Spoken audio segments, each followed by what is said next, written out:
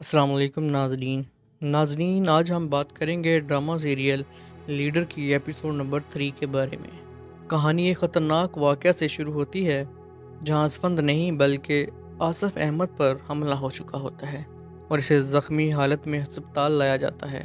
شہر میں خوف اور بے چینی پھیل جاتی ہے کیونکہ وہ ایک ایماندار آفیسر ہوتا ہے۔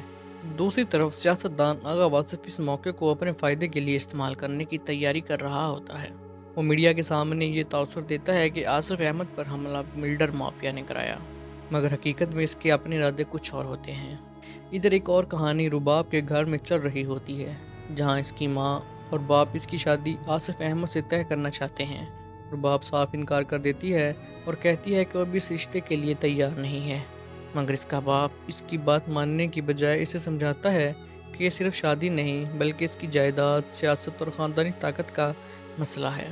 باپ کو یوں محسوس ہوتا ہے جیسے اسے ایک انسان نہیں بلکہ ایک پراپرٹی سمجھا جا رہا ہے۔ اسی دوران خبر آتی ہے کہ آصف احمد پر قاتلانہ حملہ ہوا ہے۔ گھر والے فوراً ہسپتال پہنچتے ہیں جہاں میڈیا اور پولیس کا رش ہوتا ہے۔ آغا واصف میڈیا کے سامنے ایک مضبوط لیڈر کا کردار ادا کرتا ہے اور اس لمحے کو اپنے سیاسی بیانیے کے لیے استعمال کرتا ہے۔ آصف احمد شدید زخمی ہوتا ہے مگر ہوش میں آ کر بتاتا ہے کہ حملہ آوروں کے چہرے ڈھکے ہوئے تھے اور وہ انہیں پہچان نہ سکا۔ اصل حقیقت کچھ اور ہوتی ہے۔ یونیورسٹی کے چند طلباء جو سیاسی طور پر متحرک ہوتے ہیں اس حملے میں ملوث ہوتے ہیں۔ وہ سمجھتے ہیں کہ ظلم کے خلاف طاقت سے جواب دینا ضروری ہے، مگر انہیں اندازہ نہیں ہوتا کہ وہ کس خطرناک کھیل میں قدم رکھ چکے ہیں۔ حملے کے بعد وہ آپس میں بات کرتے ہیں اور پریشان ہوتے ہیں کہیں ان پر شک نہ ہو جائے۔ ادھر آغا واصف خفیہ طور پر پولیس کو حکم دیتا ہے کہ اپوزیشن کے طلباء کو پکڑا جائے، خاص طور پر ان لوگوں کو جو یونیورسٹی میں سرگرم ہیں۔ وہ کلم کلا کہتا ہے کہ میڈیا کو سنبھال لیا جائے گا اور حقیقت کو چھپا دیا جائے گا۔ اس کے حکم پر رات کے وقت چھاپے مارے جاتے ہیں، طلباء کو اٹھایا جاتا ہے اور ان موقعوں پر چھوٹے کیس ڈالنے کی تیاری کی جاتی ہے۔ یونیورسٹی میں خوف کا ماحول پیدا ہو جاتا ہے، کئی طلباء غائب ہو جاتے ہیں، کلاسز بند ہو جاتی ہیں اور سب لوگ پریشان ہوتے ہیں۔ رباب کو بھی یہ سب معلوم ہوتا ہے اور وہ حیران رہ جاتی ہے کہ حالات اتنے خراب ہو چکے ہیں۔ دوسری طرف گرفتار کیے گئے طلباء پر دباؤ ڈالا جاتا ہے کہ وہ جھوٹا اعتراف کریں کہ آصف احمد پر حملہ انہوں نے کیا ہے۔ انہیں دھمکایا جاتا ہے، مارا جاتا ہے اور کہا جاتا ہے کہ اگر انہوں نے بات نہ مانی تو ان کی حالت مزید خراب کر دی جائے گی، مگر وہ طلباء ہمت نہیں ہارتے اور سچ پر قائم رہتے ہیں۔ اسی دوران ایک غیر متوقع مدد سامنے آتی ہے۔ ایک این جی او اور ایک وکیل ان کی طلباء کی مدد کرتے ہیں اور عدالت سے ان کی ضمانت کروا لیتے ہیں۔ یہ بات آغا واصف کے لیے ایک جھٹکا ہوتی ہے کیونکہ اس کا منصوبہ مکمل طور پر کامیاب نہیں ہوتا۔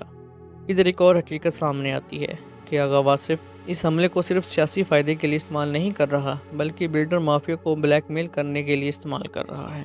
وہ ایک بلڈر کو بلا کر اس سے رشوت کے طور پر فلیٹس مانگتا ہے اور صاف ظاہر ہوتا ہے کہ اس کے لیے طاقت اور پیسہ ہی سب کچھ ہے۔ رباب آصف احمد سے ہسپتال میں ملنے جاتی ہے۔ دونوں کے درمیان ایک نرم اور جذباتی گفتگو ہوتی ہے۔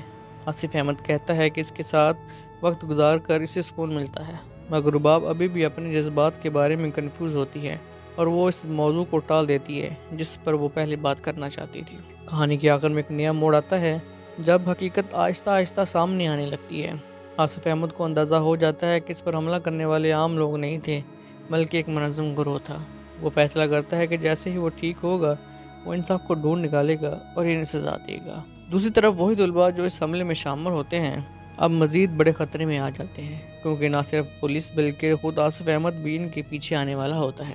کہانی ایک خطرناک سوال کے ساتھ ختم ہوتی ہے، کیا سچ سامنے آئے گا یا طاقتور لوگ ایک بار پھر حقیقت کو دبا دیں گے، اور کیا یہ طلباء اپنے کیے کا انجام بھگتیں گے یا نظام انہیں مزید کچل دے گا؟